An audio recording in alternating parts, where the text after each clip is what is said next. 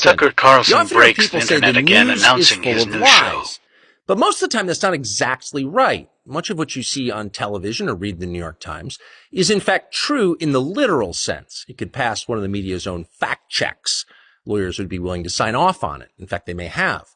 But that doesn't make it true. It's not true. At the most basic level, the news you consume is a lie of the stealthiest and most insidious kind.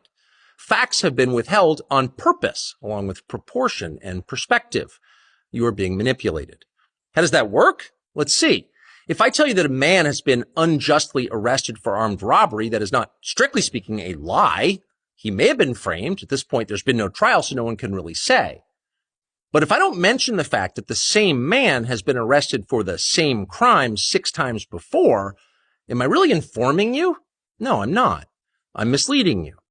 And that's what the news media are doing in every story that matters, every day of the week, every week of the year. What's it like to work in a system like that? After more than 30 years in the middle of it, we could tell you stories. The best you can hope for in the news business at this point is the freedom to tell the fullest truth that you can. But there are always limits. And you know that if you bump up against those limits often enough, you will be fired for it. That's not a guess. It's guaranteed. Every person who works in English language media understands that.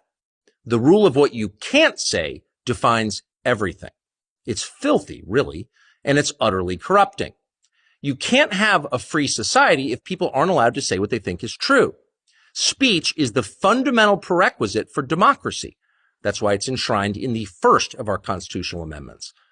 Amazingly, as of tonight, there aren't many platforms left that allow free speech. The last big one remaining in the world, the only one, is Twitter, where we are now. Twitter has long served as the place where our national conversation incubates and develops. Twitter is not a partisan site. Everybody's allowed here, and we think that's a good thing.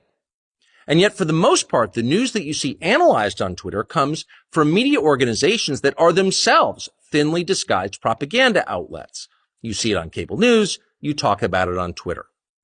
The result may feel like a debate, but actually the gatekeepers are still in charge. We think that's a bad system. We know exactly how it works, and we're sick of it.